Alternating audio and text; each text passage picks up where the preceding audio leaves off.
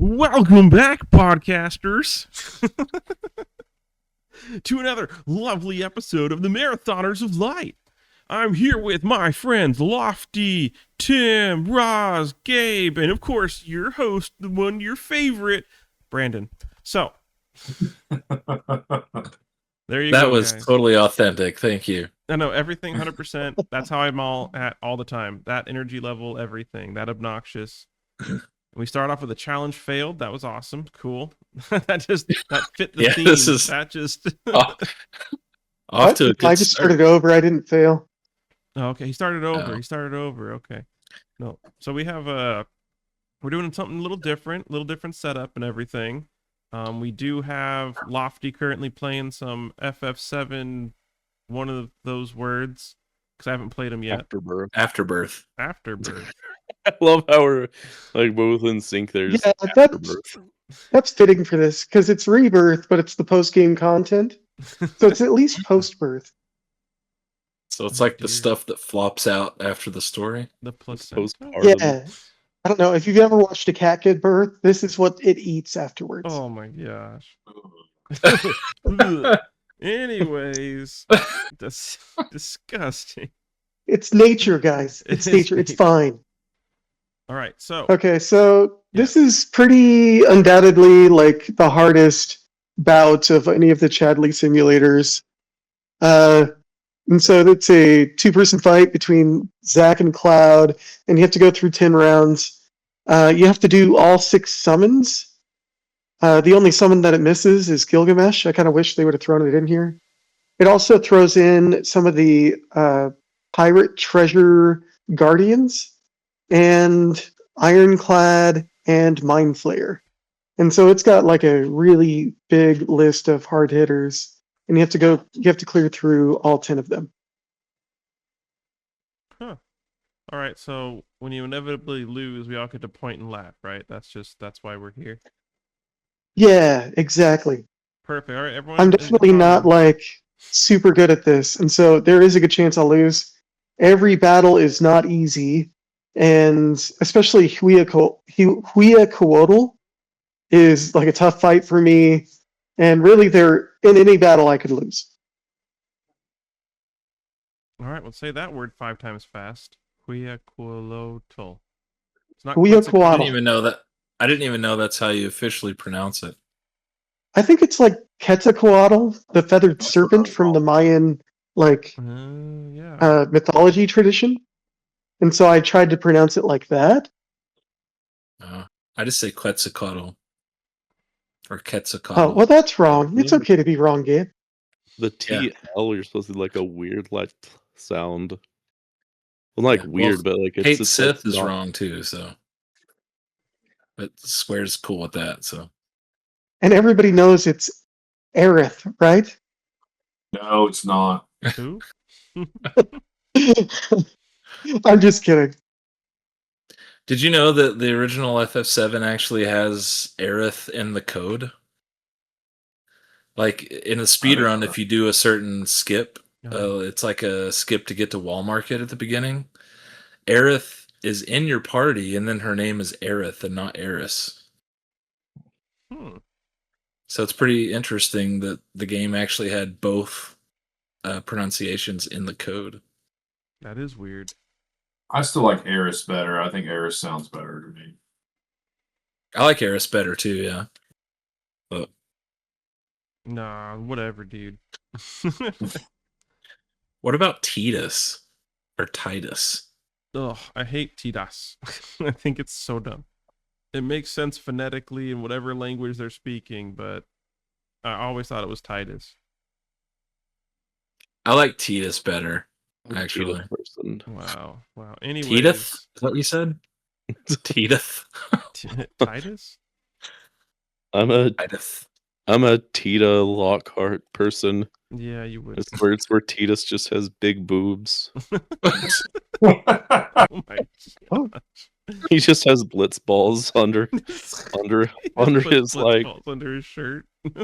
Yeah. Well, no wonder he was floating in the water at the beginning when he first gets to Spiro. That was stupid. Anyways, I'm gonna get devoured by sin. Oh Gosh. And then at the end scene where he's hugging Yuna from the back, you can just see like his ghost boobs coming through her. And then like the part after 10-2, like in that like stuff that wasn't made into anything besides the novelization stuff, like he kicks a blitz he kicks that blitz ball that's a bomb, and like his boobs just fly out. I don't like kind of like a pool ball hitting like a stack of friggin' I can't think what they're pool balls. I don't know. I don't play pool. Billiards. Cool. So that was Titan. So that was Titan.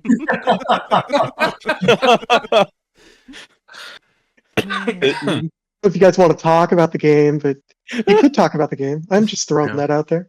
I don't know, dude. I'm very invested in this current conversation. Just making up new lore. Oh my! This is already the best episode we've ever done. So I know we took a bit of a break because I think we all felt that we could improve a few things within our podcast, and they all felt like awkward. So now we're just kind of going off the cuff, on the fly, kind of like how we would do at the marathons. The whole idea is like these are just basically mini opportunities to get to know us and learn what it's like when you kind of see one of the marathons that we do once a year. We accepted how much we suck. We still do, but you know, it's fine. We're trying to suck less. Yeah. I'm still thinking about Titus's boobs. I'm sorry.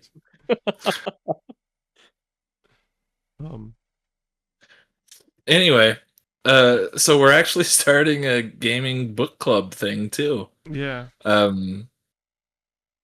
This month was the start of it. We've what is it, April 9th now? Yeah. I haven't started yet. I don't know about you guys. We got like 3.5 hours in it. I was already playing it, so I was already halfway through the game. I already beat it. But really? I've played DQ1 like 1,000 times when I was little, so I was like, okay, go here, go here, go here. Okay, bye. Done. But I played the SNES version, so. Oh, we're like various stages of like the game. That's crazy. Yeah. I planned on maybe playing through the Game Boy Color version also. Oh, that'd be cool. I'm really digging the remake. I don't actually need Zach to do anything. Actually, nice. I watched your VOD, Roz, of the remake, and it was real interesting seeing all the differences since I like beat it recently. It was like watching you play. I was like, wow, that's weird how that's different. That's different. Who the heck are these people? Like, there's so many new characters. They like really fleshed it out. I was not expecting half of that. Mm-hmm. That's cool. I was gonna do the NES version. Mm-hmm. I did play that version a lot as a kid, but I never finished that version. The first time I beat it was the Super Nintendo remake. So I thought about finishing the NES version and then doing the remake. Mm-hmm. Just to kind of do a comparison that way. But I gotta be honest, I haven't really been in a video games mood for over a month now. Like, I took the whole month of March off from video games, and I've had a really hard time getting back into anything. I'm also a big professional wrestling fan, and it's WrestleMania season, so that's kind of where my mind is at. But I'm just having a hard time. All right, gotta change the monthly game to whatever wrestling game he picks now. Royal Rumble on Super Nintendo. There we go. I love those games, but no, Dragon Quest 1 will be a good bite-sized RPG to get me back into things. I just gotta do it. But yeah, so we're starting that kind of up, and our first game is Dragon Quest 1. So if you feel like joining us, feel free to join. Make comments down below what you think, which version you're playing, things like that. And then probably at the end of the month or beginning of next month with our podcast, probably beginning of next month, we'll talk about our thoughts and what we played, I think. But I don't know if you guys noticed, we made a little schedule, like a tentative schedule. I happened to put something in there for June. Did you guys see? I didn't see it. What'd you I haven't looked at the workbook in a bit. wow. Oh. Well, I haven't. This is a game I've always wanted to play, and I haven't. And I just thought, hey, this is the opportunity to do it. It's called Plumbers Don't Wear Ties. Oh, and it's man. available on all modern platforms now. Mm-hmm. So thought that would be a lot of fun. Hey, it would add to my visual novel a repertoire, because I'm not as versed, and I want to be more versed, even though it's supposed to be kind of a crappy game. I don't even think it's considered a game. I don't know what you guys are talking about. Well, I mean, it never looks good to me. An interactive slideshow? Yeah. It's a good story, though. I mean, it's a really good story. You should look it up real quick, Tim. Just tell us what you think. I should play that, and I'm in love with your dead grandma too. Oh my god. That's real?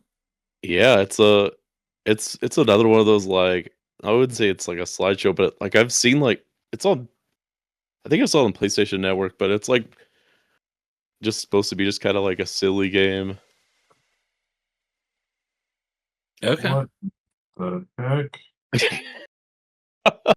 Sean, do you know what Plumbers Don't Wear Ties is? I've never heard of this. Oh man. You got to look it up too. I have And did you die? I just No. noticed the thing went down. No, I haven't died yet. he's doing great. I'm actually doing pretty good. Oh, okay. I guess I clicked and it went off for me. So Oh, okay. Like, this is the 4th fight, and I'm about to win it. oh, is that the Bahamut? This is the Brineborn Demon. Oh, okay. So that's on PlayStation 5, right? Plumbers Don't Wear Ties. Yeah.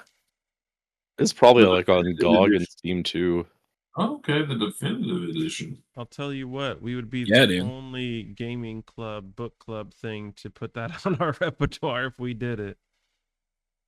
Well, yeah, that's why we have to do it. We got to do stuff, that's out of the norm. I did actually add I mean- a game on there that I think we do need to all play. I think it's the last one. It's What is What it? is it? It's called Scarmond.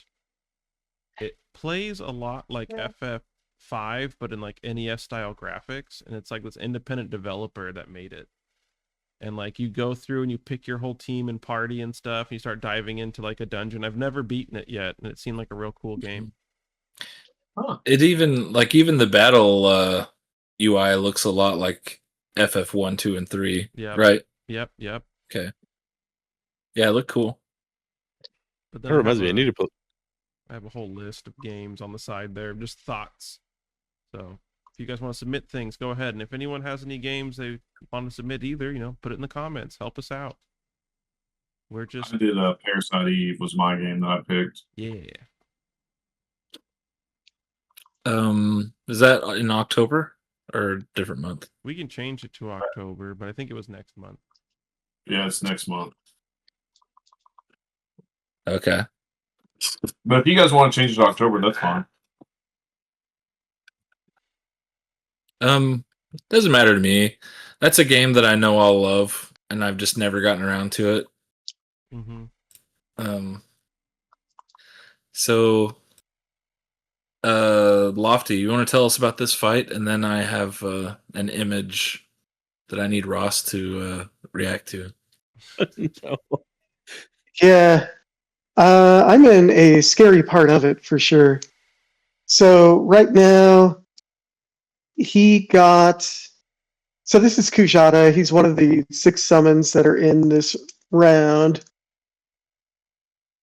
And I'm just trying to survive. So he gets 3 different elementals. If he gets all 3, then he does a move called Tridazer.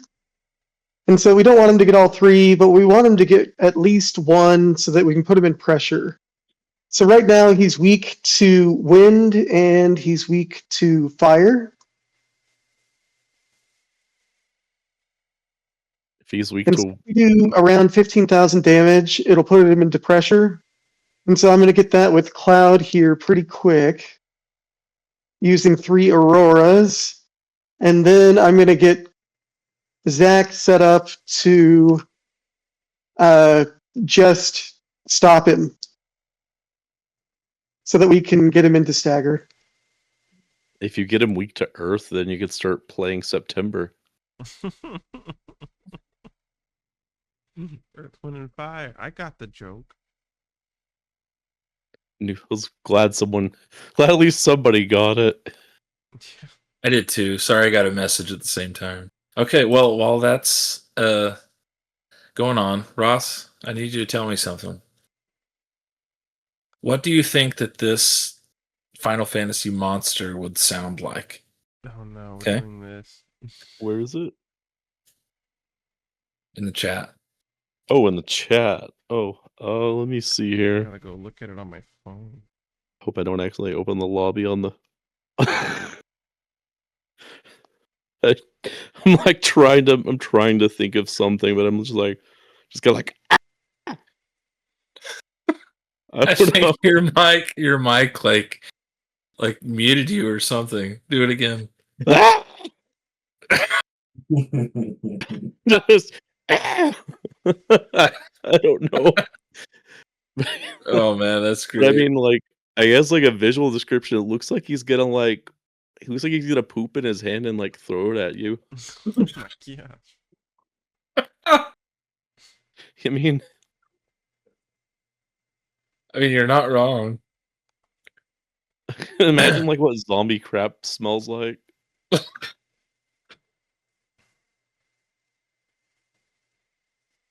It probably smells like that pile outside that game store, the Oh, man. marathon, first marathon place. We've told that before. But the first building that we did marathons in long, long ago, it was a shoe store. There was no bathroom, so we had to have a pile on the side of the building. And that's what zombie crap would smell like, yes. That's terrible. Still, every time grosses me out. So glad we're more civilized now. We are more civilized. We invest in places with adequate plumbing and modern appliances. So we have moved up to some degree. Lofty's fighting my favorite Final Fantasy monster, Iron Giant. I love the design of this one. Mm-hmm. Excuse me, sir. That name says Ironclad, not the Iron Giant. Believe you are wrong. Okay, yeah, sure. That reminds me Whatever. of, speaking of Ironclad, that reminds me of that time that like we were like looking at like FF3 DS comments and like somebody was like, "Is that Clud?" because like somebody was like, "Is this FF7 the after like the what was it like the early is this years?" Evan children the early years? Yeah. Gosh, there's so many funny things. I remember watching like an FF8 review long time ago, like early YouTube, I guess. It was an FF8 review, and the first line was, "All right, first of all, there's no Cloud, there's no Sephiroth." I was just like, "Oh my gosh, I can't do this." There's no one-winged angel. Does he expect Yeah. like Sephiroth to come back like Freddy Krueger or Jason? I guess some people don't know what an anthology series is. I remember Alexander gave me a lot of trouble. I remember I couldn't like break both of the arms in time. It's really Hopefully he weird that doesn't give me like a lot of trouble. He's not super hard, but he is annoying. Yeah. I think Odin is the most annoying though. that's really weird. Like every time I've like the first time I played like 7 and I think it's the first time I played 7 and 8. Like I missed Alexander. Like Oh, and both of them? yeah, and I think I'm yeah, I don't know. Like I'm just really bad about just missing Alexander. He's easy to miss in 6 too, even though I mean you can run back and get him I anytime, think but he's easy to just leave there. I might have missed him in 6 as well. I can't remember, Yeah. but can't you get him still if you miss him? Can't you get him by? And I might be wrong by this. The Bone Village. Can't you mine him? Yeah, I don't think he's permanently missable. I think you can go back and get him in Great Glacier. Like he'll still be there. Okay. And FF8, if you miss drawing him from the Adea fight, you can get him in Ultimisia's castle. Because Oh, yeah. each of the bosses there have a it gives you another chance to draw the missable GFs.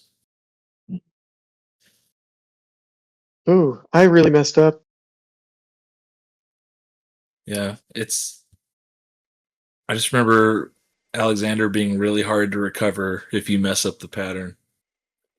But I have faith in you. I normally get the quick kill, and Alexander is like dead by now. Yeah. I remember one of the most disappointing things about I love FF9, but one of the things that disappointed me was when you see Alexander for the first time, whenever that in that cutscene, and then you can never get Alexander as a summon. I hated Mhm. that you couldn't get Alexander. Yeah, I'm surprised that Alexander wouldn't have been in the place of Ark. Mm-hmm. Yeah. But I I wonder would if have there's rather any had like Alexander. lore or reasoning behind that. Ross, do you know? You're kind of the FF9 expert here. I'm not sure on that. Yeah, it would I don't know. I think it'd be cool if they added like Alexander. Like Hey, who knows? Maybe they will in the remake Hmm. if it exists. It's okay. All hands on deck for Kingdom Hearts 4 right now. I mean, All right, yeah, go we'll at ahead least and share bring that. the. Yeah, I guess KH4 is in full development now, as of I think like a week ago or something like that, or 2 weeks, something like that. It's been a while since we did the podcast. That's some news I saw, and I was just like, oh, yay, I guess. What have they been doing in the meantime? Like, I know we've talked about it before. There's several teams always working on things, but it's just like, what does it mean now that they have the full staff or full team working on this? Is it what was it before? Sort of a thing. Yeah, I thought that was pretty odd because I thought it was in full development for a few years now. Mm-hmm. Yeah, that's ridiculous. I just don't even know what's going on with them. I'm sure they're just trying to right now just get everything sorted behind the scenes before they give more information on things because they've been pretty hush hush, except for Killer N, if that's your thing. Well, and that Dissidia game nobody asked for. That's a cell phone game that Pay to win. they're quick to announce stuff that people don't want, but there's no real lineup of FF or really anything. So I don't know. It's very frustrating. I'm curious how the Dissidia game did in Japan. Hmm. Because usually it's I don't like know. polar opposite of however like it seems like we feel in the US. It usually is like better over there for some reason for certain things. They like mobile stuff more than we do. Mm-hmm. Um, I've I've actually heard that like the game is pretty good outside of like some of the pay to win stuff, Mm-hmm. but I've heard some positive things about it, but I will not play it unless they make a PC port, which is rumored. Mm-hmm. That's what I If they heard. port it to PC, I'll try it out. Yeah. I just don't want to invest in a game like, and I feel the same way about Ever Crisis. I don't want to put all this time into a game that I feel is going to get shut down in like a year because their mobile games aren't. They don't survive. And so, Yeah. like with a game like FF14 and FF11, yeah, I'll play those because I know the longevity of those games. But these other games, I don't want to dedicate myself to it. And Yeah. I only have like the, I guess, resource of time and money for like one gotcha game, and that's even pushing it. Mhm. I do log into Ever Crisis daily, but I just kind of do it mindlessly.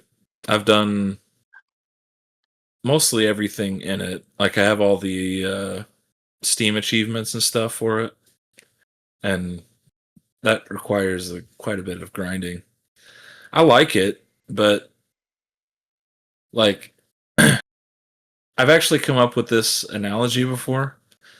Like service games like that remind me of just like eating chips. Like I really don't feel like it does a lot for me. It's just kind of like I'm bored, I'll just eat some chips type of thing. Mhm. But then it feels like a lot of people eat chips or a lot of people eat snacks. And if people were to look at the data on that, they'd be like, "Oh, everyone likes to eat like a lot of snacks. Let's do that instead of meals because more people eat snacks than they actually like eat meals." And it's like, wow, you're getting like the wrong message there, you know? Like live service games are just kind of like snacks, but like main games, story games, single player games are meals. Yeah. I think also it's harder for them to like track how much people have played these single player games too. Whereas like on the live service games, you are always getting updates about what's going on with it. Right. But someone could eat more chips than their actual meals, Mm-hmm. you know. But the meal is It's still way more not all important. about chips. I'm sorry, I just keep going back to the chips. I think it's because I ate paint chips as a kid. That makes I'd I don't know sense. what remind. to do with it. Speaking of chips and gotcha games, I tried horse chips once. They're like horse flavored chips. Uh, What? what? Yeah. Horse flavored chips? Yup. Where do you find those? I And don't they think those are legal in the U.S. and the funny thing is they're plant based too. So like, there's just they Plant. just got the flavor of horse. Like, Right. who is that made for? Like, plant-based horse-flavored chips.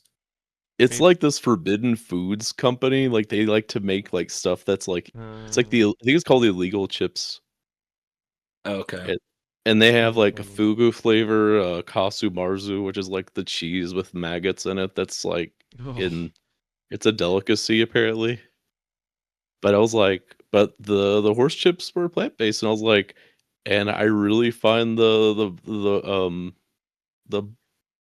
box art for it like or bag art. I mean, like the bag art is hilarious. It's just like a horse kind of like anamorphing into potato chips. Oh my gosh. Wow.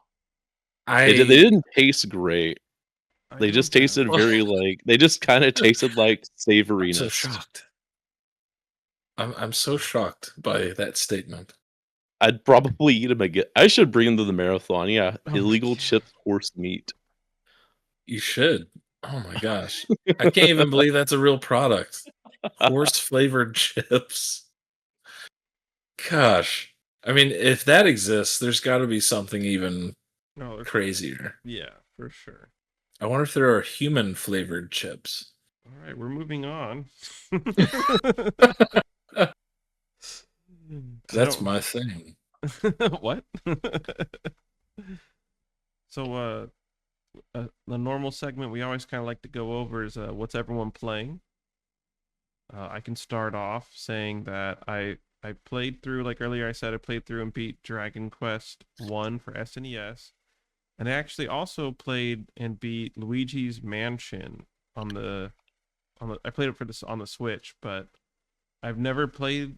I like played it a little bit when it came out with the GameCube, but I never beat it because I never owned it. So I just sat there and I just like while waiting for my kid at pickup line at school, I just would play that for like a half hour to an hour at a time, and eventually got through it and it was pretty good. Except the last boss, I wanted to throw the Switch across the room. He cheated, and then I woke up the next day and played it again, and it was super easy. So I don't know what happened. Are you talking about the first one? Yeah, Luigi's Mansion's 1. Okay. Have you played and That's one beaten of it? the. Yeah. I played it and beat it when it first came out, and that was like the only GameCube game I played from start to finish for years. Wow. I like it. I like it so much that I got the sequel on 3DS and I beat that too. Dang. But I love like horror stuff, even when it's like kiddie horror stuff like Luigi's Mansion, so that's totally my thing. No, yeah. It was good. Oh, and I also saw the Mario movie with my kids. They loved it. It was pretty good overall, I'd say. Forget what the critics say. I don't know what the critics said. I took my kids, it was like their first time going to movie theater Mm-hmm. last weekend. They loved it. I don't think they knew what a theater was because they were just like amazed at how big the screen was. I think they just thought I was taking them somewhere to watch it on a regular TV. That's hilarious. Yeah. Yeah, it was cool. I think they want to go again. I might take them. I kind of have a feeling that Nintendo's gonna like make like a Marvel thing out of their properties where there's gonna be like movies based on all of their popular IPs, and then it's gonna end up being like a Avengers type thing or Smash Brothers or whatever. Mm-hmm. I just kind of have a feeling that's the new thing that's gonna happen. For sure. But I'm not opposed to it, actually. Like, I'm not a Marvel fan at all, but I'm not opposed to like Nintendo stuff and video game movies, like saving movie theaters. Yeah. And because I do not want movie theaters to die and just become a thing of the past. I hope that doesn't happen. No, I agree because I love the movie theater experience, love everything about it, love movies, and it would suck if it all died. And like, I know that at the previews, I think they had like a Sonic 4 preview, and my son was just like, "We gotta see it." I'm like, "I agree, dude. It actually looks pretty cool." So yeah, video game movies are, I don't know, they're scratching an itch I didn't know I had. Yeah, I'll go see the live action Zelda movie. Yeah. But I think that there's a lot of RPGs that would make really cool movies. Mm-hmm. I think even like live action shows also on streaming. I think like a live action Final Fantasy XIV show would be cool, where each season is based on an expansion. That would be pretty cool. Wow, Lofty did. I think it would fit in well with like the Witcher Netflix series, just something like that, you know. Mm-hmm. I would watch a Stranger of Paradise show. Oh my god. I'd watch Plumbers Don't Wear Ties. or FF Tactics done like Game of Thronesy. That would be amazing. That was scary at the end. Yeah, I don't know if you guys saw it. You got it though. You got it. I did. I pulled it out. That was really the only fight that kind of went sideways. The Bahamut fight was super clean.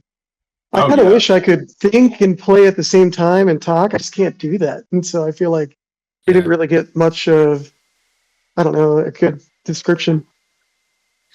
Well, you did the hardest fights in the game too, you know.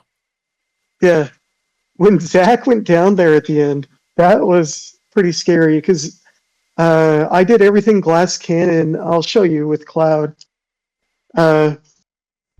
The glass cannon is where you have a character that is easy to beat up but does a lot of damage.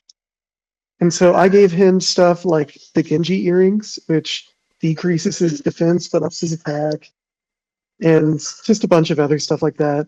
He has High Berserk on, which decreases his defense by 50% and ups it by 50%, ups his attack by 50%. And I have nothing like HP up or anything on him. The only thing I have for safety is HP absorption on enemy skill. And so when I throw out those sonic booms, he gets like 300 HP back, which is very little for this game. Mm-hmm. Yeah. Sorry, I don't want to mellow your conversation. No. I just finally got the capacity to think again. Yeah, you're good. That's pretty impressive because, I mean, that's a really hard clear anyway. And the fact that you did it just casually on a call was pretty awesome. Oh yeah. Yeah. I would say 9 out of 10 of the fights went really well. Odin was really bad. Yeah, I would say my limit breaks a lot of the times for emergencies because you're invincible whenever you use them. Yeah, so for that fight, I really need the limit break for temporal imprisonment, and Cloud didn't have it yet. Mhm. And so that's where it went south. And so he ended up freezing Zack. Luckily, he aggroed Zack for some reason. I tried to get that to happen, but I switched to Zack, but he was on the other side, so I couldn't attack him to like draw his attention. But luckily, for some reason, he was like, "Oh, I'm going to mess up Zack's life," and froze him instead of Cloud. Hey, well done, man.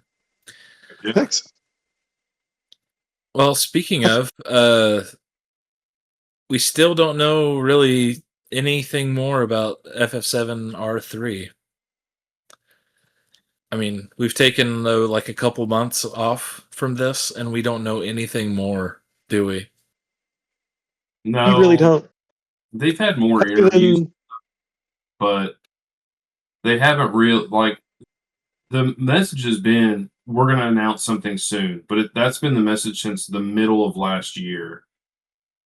And like they keep talking about it in interviews a little bit. They'll give you little tidbits here and there. But I think that they don't seem to understand that I don't think the fans want the interviews. They want to see a trailer. They want to know what the name is. Like I think the last major thing I heard was that they decided on a name, but no one knows said name now. So, and that was 2 or 3 months ago. So they just, and that's where I have a big problem. It's, you got fans who really want to hear your new projects. They want to know about, what you got in the pipeline. But right now, it just doesn't seem like there is anything in the pipeline because they don't have transparency with their fans. Yeah. I understand, and I've said this a million times, but I understand they don't want to announce things too early because they don't want people to get excited and have to cancel something.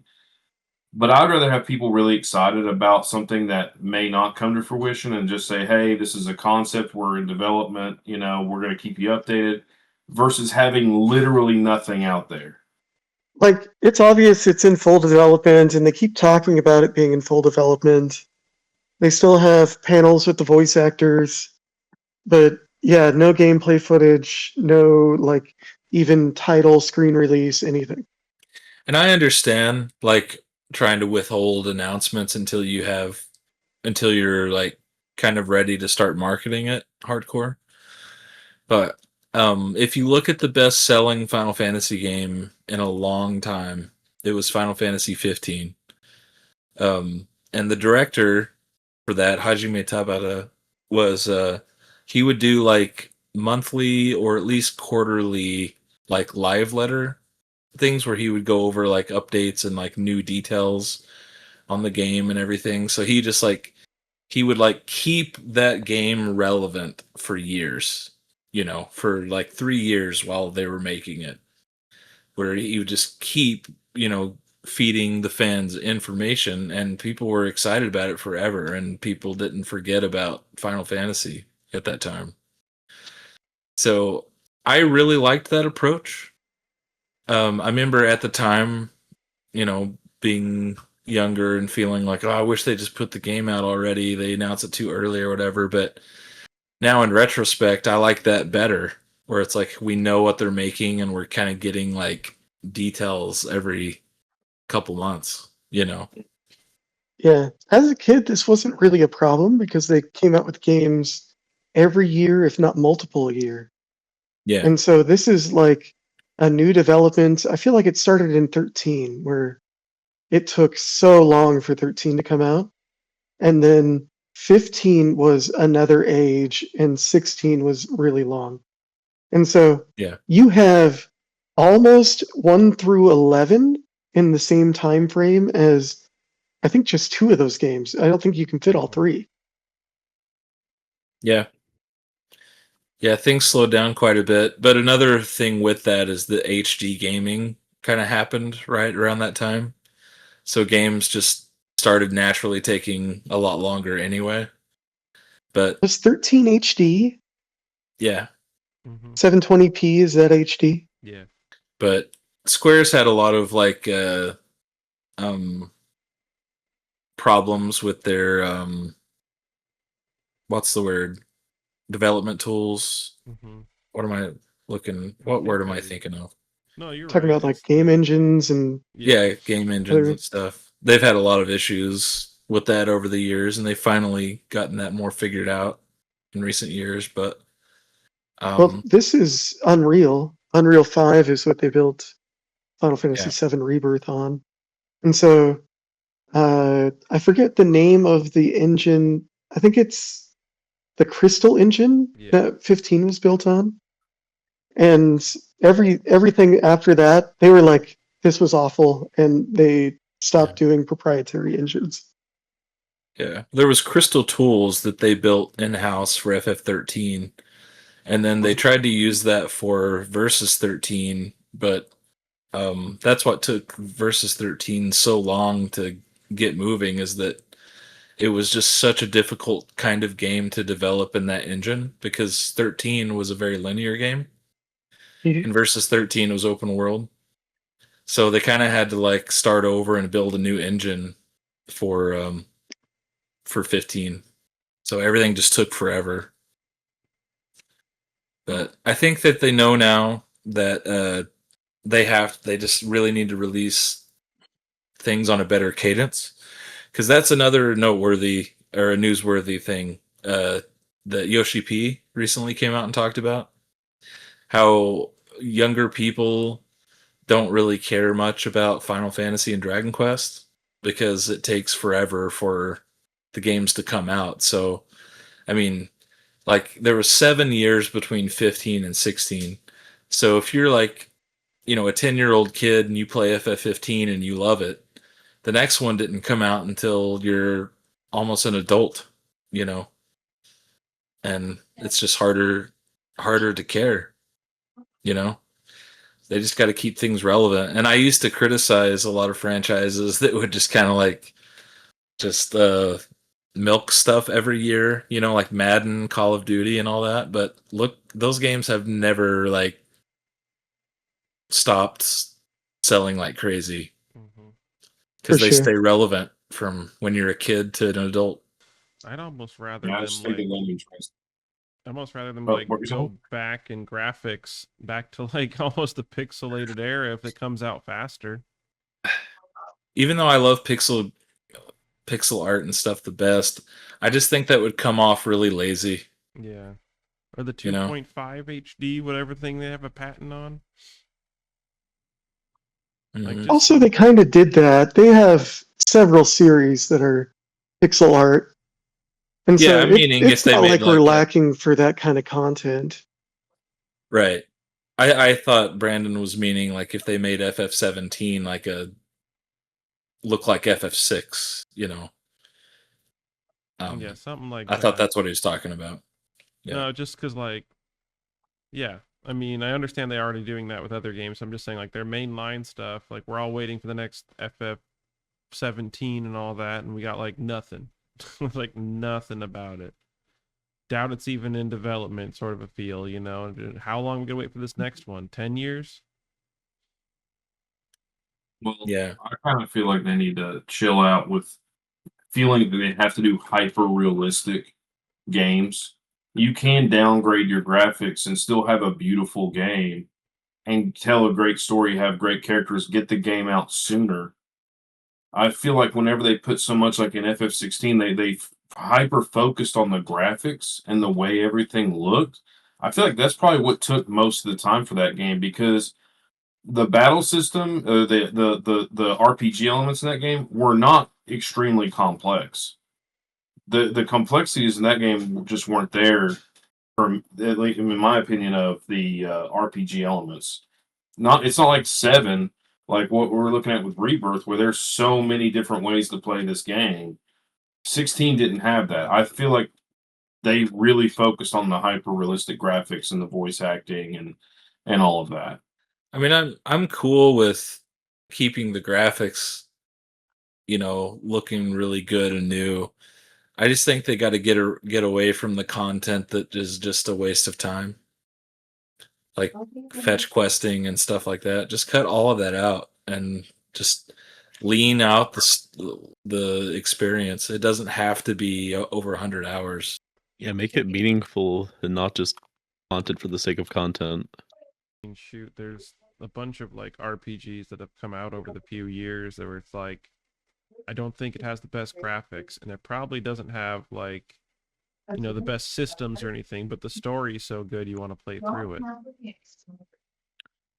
Mm-hmm. I was just thinking of Ast Libra Revision, like not the most gorgeous game ever, but dang, that game is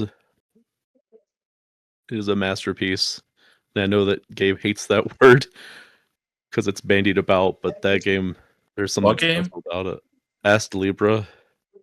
Oh, yeah. It's not Square Enix, but it's something that I definitely like, just adore. Okay. You might have to type it out for me because I can't even think of ASTLIBRA. AST what? LIBRA. Okay. I'll go check it out. Hopefully by the time by the next time we meet, I'll actually have something to say about Dragon Quest because Nice. I got to do it. It's late. We can probably be good. All right, cool. We'll do a sign off then.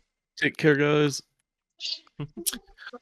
Is that our sign off? It's just Ross saying take care, guys. It's gonna be a jump Take cut. care, guys. Saying take care, guys, and kills it.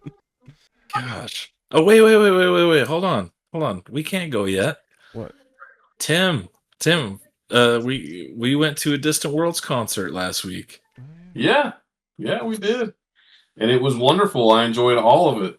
It was incredible. I love those concerts. So they always get me like really pumped to come back and play a Final Fantasy game. It like re-energizes me. And which Final Fantasy game did you come back and play? Well, I've been playing a lot of 13, and I will say it went from being my least favorite Final Fantasy mainline ever made to it's still in my lower, but I don't hate it. It's not as bad as I remember it being. There are some things that I have complained about in the Discord that they need to change if they remaster the game. But overall, like I'm having a really good time, and Lauren is watching me play it, and she's really enjoying watching me play it, and I'm really looking forward to beating it and then going through and playing it again. I'm also looking forward to playing the second one and third one again because I remember almost nothing about Lightning Returns. I only played it once just to say I played it. Out of the three of them, the one I played the most was the second one, was 13-2. But I remember enjoying that one the most out of them. So I'm looking forward to playing through that one again. But so that's actually what I've been playing lately is Final Fantasy 11 and Final Fantasy 13. Heck yeah, man. That's awesome. I don't know if you guys know this, but I like FF13. Oh my gosh, yeah. I didn't know that about you. You've never told us that. Yeah, well, I mean, you learn something new every day, like forced flavored chips and Oh my gosh. stuff like that. I feel like No, I was just gonna say, I feel like 13. It's like I feel like with that, we didn't know how good we had it until we played some of these more recent games, and then you go back and play 13. You're like, you know what? I'll take this. This is good. This is good soup. Yeah. Yeah. I mean, people accuse Final Fantasy of chasing trends. Final Fantasy 13 does not chase any trends at all. That game is its own thing, and it's aged beautifully. Mm-hmm. It's a lot better than I remember it being. And, you know, I've been thinking this whole time that it was my last on the bottom of my list, and now it's not. You know, I think Mhm. it's higher on the list for probably 12 and 15 and 14. And I think it's higher than those. Those are my bottom three now, I think. Whereas 13, from when I played it when it came out, was my bottom forever. I think it gets better every time you play it too. Mhm. That's how I I'm feel. looking forward to it. I'm going to start practicing my speed run to see how fast I can get it. I think because I've watched every cutscene this time, I think I can get it pretty quick because there's a lot of cutscenes in this game. Oh yeah. Yep. Mm-hmm. Cutscenes, walking, and battle. That's what the story pretty much is. But a wonderful post game. Oh, it's so fun. So good. All right, guys. It's late. This is our real sign off this time. It's All good to be right. See you back. guys. Go to hell, Yeah. everyone. I'm just like. Logs out of his game and just leaves. All right. Well, see you later.